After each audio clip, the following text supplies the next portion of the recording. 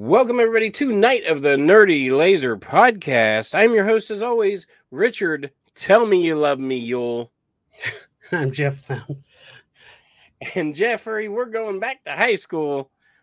2002's Swimfan, which I have never seen, and you had because you were probably in high school when this came out. Younger. Shit, I forgot. Not by much, but... No, you were probably in 4th grade. Fuck. I think I was in 8th. Shit. I was already borderline alcoholic by 2002. All right. Good times in my 20s. Yeah. Yeah, Swimfan. I had no interest in ever watching this movie, but fun fact about me, I love Stalker movies. You know, this falls in the vein of Fear, The Crush, even Hand That Rocks Cradle, Single White Female. I mean, fuck, you could, I mean, Cape Fear, technically, also. Cape Fear, and one of the originals, what's the rabbit one? The rabbit? The Boiling Rabbit? Oh, did you watch it on Assignment Horror? No. I don't know. Shit. Everybody's like, y'all are idiots. It's a famous movie. That's my favorite part about a podcast. The listener gets to scream at the hosts, and it has absolutely no effect because we can't hear you. Oh yeah, we don't. Fatal Attraction, motherfuckers. Fatal Attraction. Oh God, that was tough. Although it is terrifying. I typed in Boiling Rabbit and it said Fatal Attraction. All right, so really, this movie doesn't have a whole lot of people in it that you of note. Honestly, for me, Jason Ritter, when I saw his name, I was like, oh, Jason Ritter. And one of the earlier movies, because that is John Ritter's son. Yeah. And it is terrifying how much he looks like his dad. I mean, if you see a picture of him now, he looks just like his dad. Really? Oh, I mean, yeah, dead on. Another person that's in this movie. Yeah, you know does. Oh yeah, Jason. If you ever see somebody now, you're like, oh fuck, that looks like John Ritter. It's Jason. Do you know what connection this movie has to Clueless? Teenagers. The coach was Alicia Silverstone's dad. Coach Simpkins? Yeah. Dan Hedaya. Yeah, that guy's in a lot of stuff. Very unique looking dude. Yeah, yes. As soon as I saw him, I was like, is that? I mean, because I was like, without looking it up right away, I was like, I mean, the time frame sounds right, but he looked older in the Clueless, but I think they kind of made him look older. Yeah, probably. All right, so basically the two stars we got in this movie are Jesse Bradford and Erica Christensen. And really, I mean, they're both working actors. They do a lot, but it's nothing that we really watch. What movie do you think of when you see him? He looks, it's almost as if they were like, fuck, we need Freddie Prinze Jr. And they're like, we can't get Freddie Prinze Jr. And they're like, what about this Jesse Bradford kid? I wonder how many parts they both auditioned for, and they're like, Freddie, we'll take you. And the guy's like, no. I hear, when I listening to these podcasts where like done by actors, it is funny how like they all like, who was talking? Somebody was talking about Seth Green, and anytime they walked into the room where Seth Green was, they were like, fuck. It wasn't, I remember, who was the one, Danielle Harris's show, Talk Spooky to Me? It might have been. It might have been one of those guys. Was it Jamie Kennedy that was on? Yeah, it was Jamie Kennedy. He was saying that the same like 3 guys would get all the roles. Jason Lee, I think he said, was one of them. Jason Lee, and I think Jason Segel, if he wasn't in that one, he was in another one. Oh, okay. Yeah. But yeah, it is funny how like they all just knew each other because they all went to castings together. Yeah. I love casting seems awful. Yeah. That whole process just I could not do it. Well, I mean, you know, you have 2 or 3 people at a table panel reading you lines and you're acting back at them. It reminds me of the interview process at my work, except that I never get the job. So I know what a failed actor is like.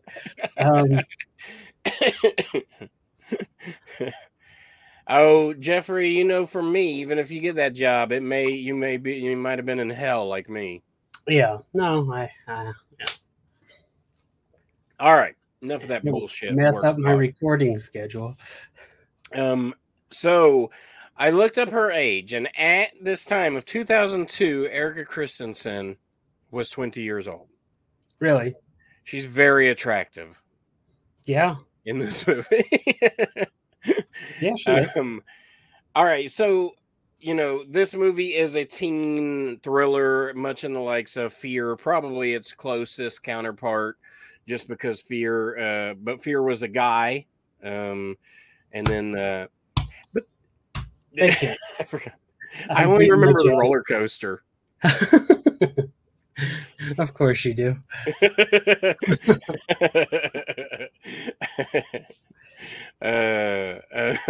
What song was playing during that scene? Oh God, what was it? It's not the original; it was a cover. What was it? Wild Horses. Was it?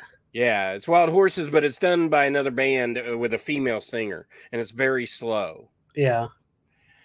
I think that song is also in Natural Born Killers, maybe. And Silence of the Lambs, or you mean that version? What? You mean that version? Or? Yeah, that version. Version. Yeah, because that one's in Silence of the Lambs, right? The Rolling Stones one. Yeah. The you said roller coaster, and that just made me think of Love Roller Coaster, and I'm pretty sure Beavis and Butthead Do America. It was played during. Yeah. Roller coaster of love. Then you always get into the urban legend of the girl on the cover of that album where they poured the honey on her and it reacted to the plexiglass and it pulled all the skin off of her legs. Oh, really? I've never heard that. You never heard that urban legend? No. I don't know if it's true. I've never looked it up. You just hear it and you're like, wow, that's nuts. And then you just go about your day. Yeah. You'd think with this is why Snopes exists. Yeah. Did ladies' skin get pulled off by honey? It's like, what happened to the bee girl in No Rain? So this movie falls in line to these teen movies, specifically horror, but sometimes comedies probably, where like the adults don't really exist. It's so weird. I mean, American Pie isn't an example of that. Like American Pie, the adults exist in their world. But like this one, and I had thought of like 2 or 3, like Final Destination, the teacher does, but like nobody has parents, and nobody. There's no real rules. Scream, yeah, that's another good one. That's what I was gonna say. This movie, it's more of a thriller than horror, straight horror or slasher. For sure. I mean, it falls into that like slasher kind of revival that happened with Scream starting in like 95. So that cycle ran at least 7 years from 95 to 2002 because it has that feel. It has the, you know, some of the kind of witty dialogue between friends. This one, not so much, but like, you know, those films where the kids try to act older and smarter than they are and the banter back and forth. And it's at the school, kind of like you're saying, kind of one location kind of thing for the most part. We get the pool, we get like the restaurant, but other than that, it's like mostly they're at school or at home. But like all those films during that time, there's something about those that I like, that I love those, like Scream, Urban Legend. I love Cherry Falls was another one, which is hey, I got Cherry Falls on Blu-ray. Did you finally get it? Somebody was selling them. I think I got Cherry Falls on Blu-ray. The Loved Ones on DVD, and Munchies 1 and 2 2-pack. Yeah, I got them all for $30 shipped. I think that's not bad. No, as some guy saying he needed help, and I've thought, well, it's a movie. I mean, Cherry Falls. I'm not like crazy about that movie, but I'd like to have it. How dare you not be crazy about J-Lo? I mean, it's fine. I like it. It's and the weird incestual father-daughter relationship. It's so weird. And I put it up there with Teeth in a way, you know? Yeah, I could see that kind of. They feel very much similar. So, but So yeah, so high school kids, we're following Ben Cronin and basically his girlfriend Amy Miller. So Ben is like this star swimmer. He's got these college, or yeah, college people coming, scouts to come look at his meet in like a week from the beginning of the movie. I don't like how you said they're going to look at his meat. I don't. Let's go ahead and rephrase that. Well, it is funny at the end. The two guys are like standing up there, and then when they take them off, no spoilers, but they're like, oh, and then they like walk off. It's just weird. Yeah. It's like nobody else was worth seeing, just him. Yeah. Not Josh. Poor Josh. I know. So, but anyway. So yeah, we get a swim meet. That's like the climax of the movie, kind of, or at least towards the end. And we get them. So these are douchebags. Yeah. But they make them as likable as they can. Yeah. You know, and it is funny how, like, you know, it's just funny to me that they picked douchebags. Like, they didn't pick a nice guy. Like, but this guy's clearly a douchebag, right? He's the nicest of the douches, and yeah. So, and then we weirdly, we don't get like, oh, the new girl's in town. We just get this weird meeting between him and her at this locker. She's having trouble getting in the locker. He's like, oh, you're the new girl in town, or whatever. And so that's basically how they meet. Yeah, I think the only introduction we get is that Josh kind of drops a hint that like a new person arrived at school, and we see her. And it's Dante's cousin. Okay. They talk about Dante's cousin. All right, yeah, that's it. And which Dante, like you said, is the weirdest. So Dante, they like pick on him at the beginning. That's why they're like the douchebags. Yeah. And like you, what did you say off air? It's pretty good. About what? About Dante. Like, he's got like these hearing aids and like the glasses. They got him looking like, you know, I'm not gonna say terrible, because I mean, I guess he's kind of playing like a handicapped kind of guy, or like a little slower kind of a guy. Maybe. But I mean, he's got the thick bottle frame glasses like the ones I'm wearing, just thicker, that are like sticking out. And he's got like a hearing aid, and he's kind of real slow with his talking and stuff. But his hair is kind of messed up. Yeah, and like, there's a scene in the movie, spoiler sort of, but I mean, just watch the movie. You don't need to know, and you could know stuff and still enjoy it. But they have him like wearing a baseball hat, and he like takes it off, and he's like male model. He's like, yeah. And he like sees him, and he doesn't have his glasses on, I don't think, at some point. And he's like ripped, and yeah, it is kind of funny. Yeah, it's weird. Like, why didn't they just pick a weird looking person to play that role? Right. Yeah. I don't know. I mean, I think they just wanted pretty. This is a pretty people movie. It is a very. It just is. I mean, it's like mid-20s, early to mid-20s people playing high school teenagers, and it's basically there to show them off. Well, I mean, no, it's fine because they're like seniors, so I mean, they're only 2 years off, 2 or 3, you know. I mean, so it's not like Ralph Macchio playing a 14-year-old and he's 25, you know. Oh man, I laugh when I think about that. Or Gabby from Beverly Hills 90210. Yeah, she was like 35. There's a couple. There's one I'm trying to think of. Jeez, and who's your memory? The past fucking episodes, it's gone. Yeah, no, yeah, I do my best. All right, so it all happens very quickly, like this. You know, like we know Jesse and Amy are a couple, and Amy wants to like not go to college and follow Ben to his college, and that kind of freaks him out, but not really. But then this new girl moves in, Madison, and she's just very forward, and like, and it all happens in one night, basically. Like, they go to his life. He takes her home.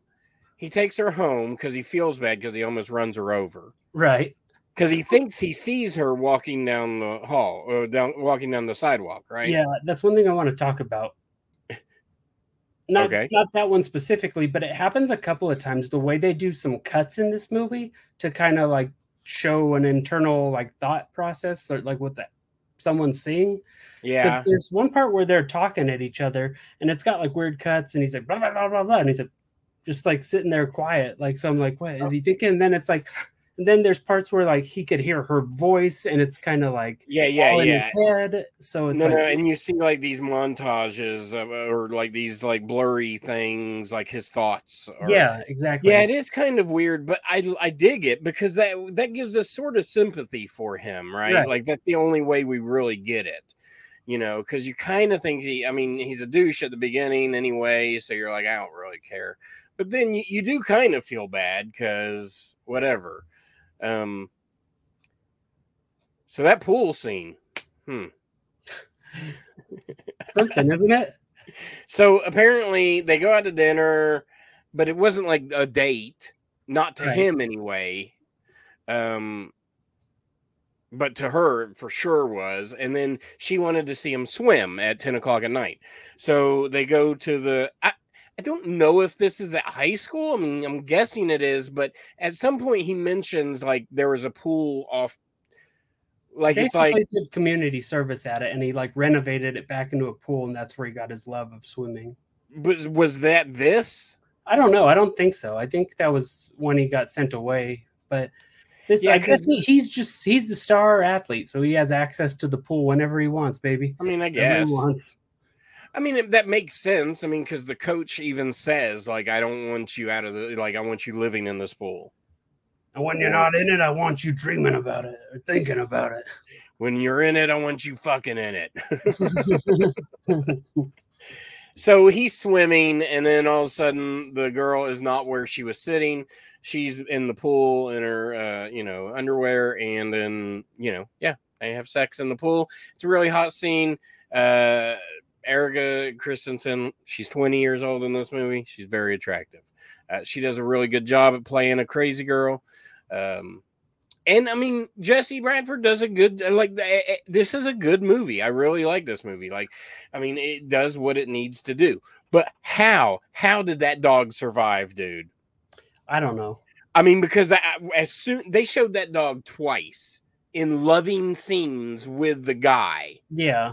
How did they not kill that dog? I don't know. And that was one I was going to say they do really good in this movie. I thought was how they escalate the like stages of stuff that happens. So I mean, first we get this: the bar wasn't on his car, her underwear were in his car. Wanted to mention that this is 2002, and they're worried about the damn club on the fucking car, the steering wheel, and like an old Bronco too.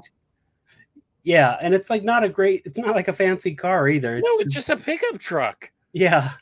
Yeah, but no, they escalate that, and then the stages. Then she's like killing people in a like hospital, and you're like, whoa! Like she escalates a lot. Like she escalates a ton. I think that was the first time when he works for this like assisted living place that his mom works at. Yeah. Well, I don't know. It's a hospital, but they take care of old people too. I don't know, but he's going around giving medicine, which maybe in 2002 that is accurate. That's not how things work. Oh, you got to scan so many barcodes now. Yeah, now everything. Of course, it's like, I mean, I worked at the airport in 1999.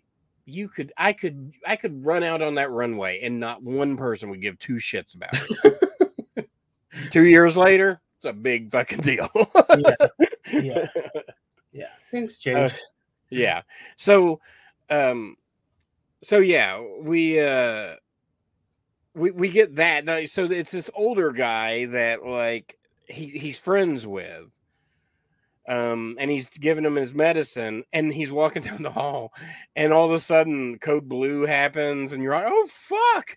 Like they killed this guy. They still use that code, don't they? I mean, Code Blue is like cardiac arrest. So yeah. Yeah. All hands on deck. Everybody has to. Yeah, I mean, we get Code Blue at the hospital. I mean, probably once a day at least. Jeez. Somewhere. I mean, it's not always necessarily bad as far as it being death, but I mean, it's certainly not good. So no. Well, if something like that's going to happen, being in a hospital is probably the best place you could be. So possibly. So anyway, thank God we find out that the guy did not die. Yeah, yeah. I was gonna be mad. I mean, because I'm like, that's not just something that they would be like, you're fired because the guy died. Right. Luckily he's alive, but you're fired. It's like, okay, this movie's over. He's going to prison. Yeah. Like, I mean, there's a few times that happens in this movie because of her. Yeah. And we never see her switch the medicine there. I really like that it's all in your head, and then later on they show her like having a volunteer button on. Yeah, they put the little pieces together to show that you're like, oh, it was her. Yeah. I mean, you kind of, if like you said, if you're a fan of the like genre or subgenre like us of films like this, you kind of know it's her. But if you're just somebody watching a movie in 2002, I think, you wouldn't assume it was her. Look, this movie is not breaking any grounds, okay? If you've seen The Crush, The Fear, any of those, you know what the fuck's happening. Yeah. But the difference is like, I mean, because Lifetime movies are like that, right? Like there's 1,000 Lifetime movies like this. But I mean, these movies are just, there's a specific story that goes along with it, and this movie follows it really good. And I mean, like I said, it does surprise you because the dog didn't die. And then, I mean, fuck, she ran over his girlfriend. Yeah. Yeah. Yeah. She ran over his girlfriend in his truck. And so, and they say that they had an eyewitness, which you're guessing is Madison. Yeah. But they never say that. Right. So I do like, I mean, we're not really spoiling anything. There are things that happen. I mean, but you should really watch this movie. It's really solid. I don't know if I agree with the fact that Swimfan is one word, but maybe it is. Well, it's her username. It's true. It should be called Swimfan85, which I think would have been not a better title, but it would have made more sense in this movie for this movie. Yeah. I do. I mean, the internet in 2002 was great. Yeah. Because it sucked. It was better. Well, depends on what you think is better. She sent him a bunch of nudes. Yeah. They didn't show them. Was she playing a game? What was she holding? Because she had a camera at one point, I think. I think it was that camera. Oh, I thought she was holding like a game controller. Would have been funnier, but no. Well, but then they saw a light, and I was like, I don't really know what's happening. Yeah. And then you didn't get to see anything. So this movie is PG-13, by the way. I mean, it is made for like high schoolers. Yeah. One thing I kind of found funny, there was a few times, and he was, he cheated. He was worried about getting caught. So there were a few times where he had to like do something, like the time where she's like, I'll go move your car. And then that girl's like, I left my underwear in your car. Yeah. And he ran out there and he's like, bash into the car. He's like, hey, let me see that. And he's like, I got it. And so he's like, bullet dodged. Then he's like on the school computer. He's sitting at the school and he's pulling up those nudes of that girl. And the girl sits on the other side of the monitor and he's like, on those old, like late 90s, early 2000s keyboards that had like the like keys. So, and then he's just sitting there hitting the button and it's like not going away. And he's like, I gotta work. I love the underwear in the car because then it pans like the way it pans to her walking and then it goes inside the truck and it shows the underwear like stuffed in the seat. Yeah. And it's like, she probably wouldn't have seen it anyway. No. And then there was like books stacked up. So it was like, it was hidden. Like she probably wouldn't have saw it, but now you freaked her out by acting like an idiot. Right. I don't know. I mean, I think everybody really does a good job on the roles that they're given. Like, she plays a great crazy person. She does, and he plays. We don't find out anything about her parents. We don't ever see the parents of the cousin that she's living with. Well, I thought it was that old lady, the like kind of rich Southern old lady. And then she's playing cello for him at one point, like her and her friends. But that's about it. Yeah, I guess that is. But they don't really focus on her, so like she's not. Like I guess you're right, but they don't. Like it's not like they have a relationship or they talk or anything like that. Yeah. No, she's just kind of there as like a person who has a house, so that way that gives them somewhere to do this.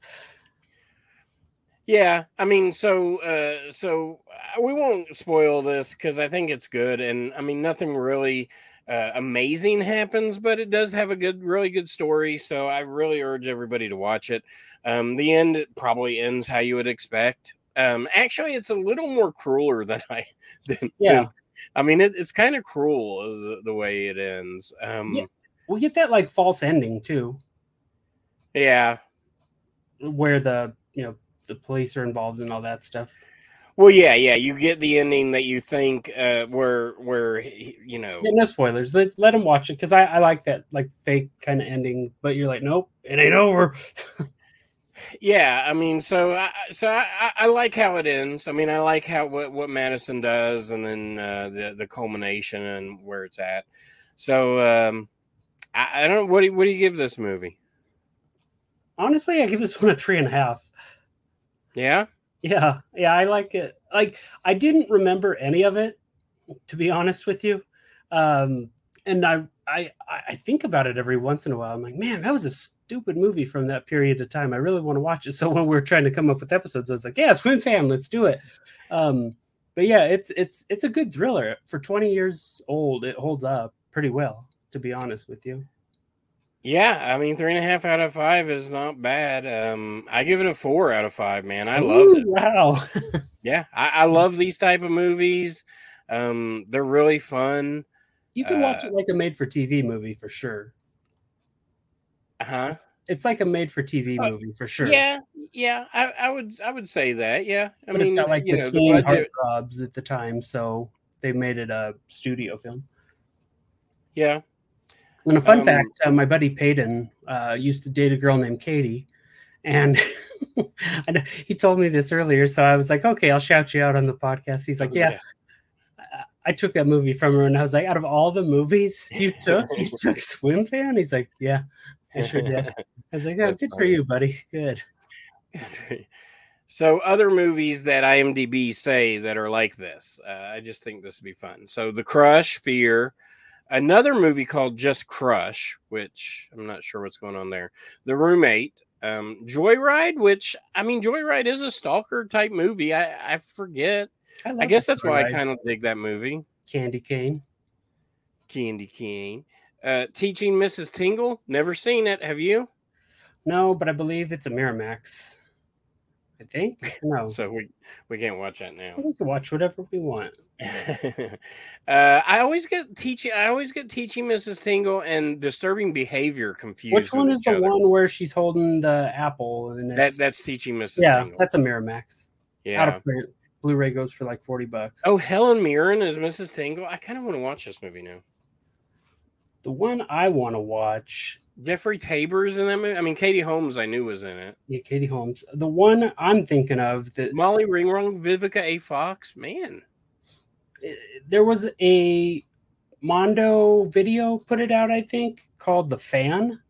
It's from. Oh, is that with Robert De Niro and Wesley Snipes? No, but that's a good one called The Fan too. This one's from '82 and it was called Der Fan. So I think it was a German film, but it's about like a young girl that obsesses over a pop singer. Oh. But she does some real weird stuff in that movie. Real weird.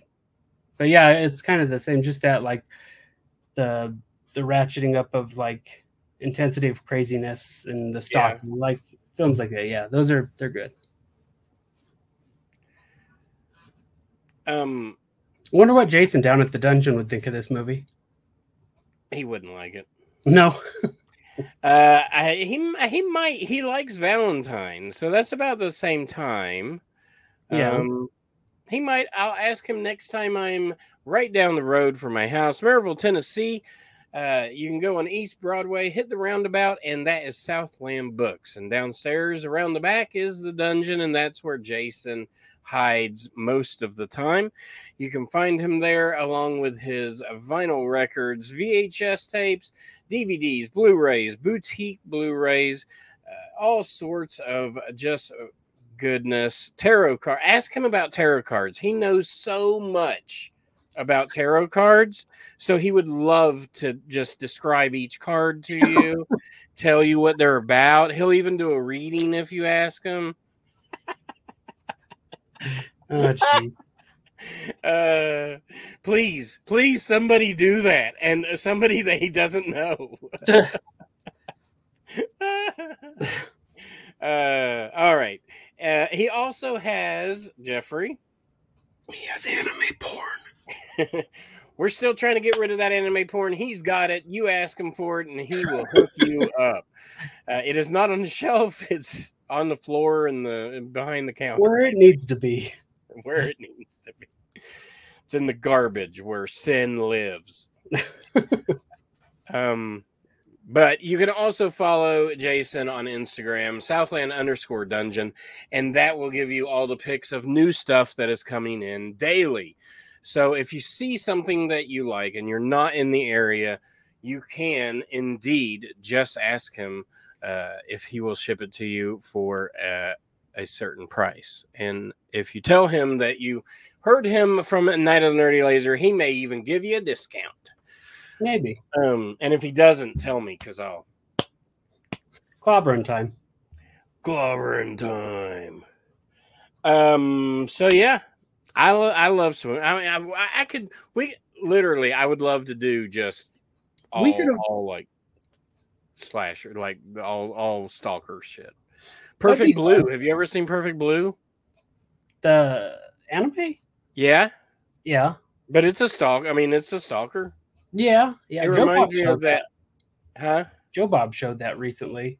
Oh, he did? Yeah. Well, I knew it was on Shudder, so that makes sense. Yeah.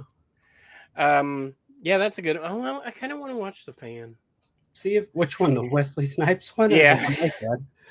Didn't Patton Oswalt do one? I can't remember. I was going to say, though, I do have a stack. I haven't been watching as much lately, but I got a stack back there. I need to ask you, Biodome or Encino Man? What's your go-to? I mean, Encino Man, but my God, I love Biodome. Biodome is so good. I say it because I ordered 2 shirts, so I wanted to watch them again. I got the tie-dye shirts. Who put those out? I shot that dude out. He's really cool. Creeporama. Oh, yeah. Yeah, I got like 2 tie-dye shirts they put out for those. How's their quality of shirt? Is it good? It's good. Yeah, I got like probably 6 right now from them. It's not like thick? A few, I mean, the tie-dye stuff kind of is, but I mean, you have to use kind of that kind of shirt for those things. They don't hold as well as the fancy ones. The other one, I got another tie-dye one, I will say, just because I told Peyton about it, and he was like, "You're so stupid." And I was like, "That's fine." But it was a Fast and Furious Tokyo Drift tie-dye shirt. It's so good. I love it so much. And I love that franchise. As dumb as it is, I do love it. It's so good. It's such a good action franchise. You know that Spuds McKenzie shirt, that parody shirt? I forgot to order it. Oh. I'm so mad. They had the Pee-wee one over the weekend, the Pee-wee's Playhouse of 1,000 Corpses. Yeah. I didn't really like that one as much, but the Spuds one I really like. Who put those out? That is Horrible Home Video. They're not really a t-shirt company. They're really, I mean, they're probably guys like us that just like to do something, and they do it every once in a while. So to go back to the Patton Oswalt, yes, he did a movie called Big Fan. Big Fan? Yeah, and he but in that movie, I remember it. I've watched it before. It's different for Patton. So he's a hardcore New York Giants fan, and he gets beaten up by his favorite player.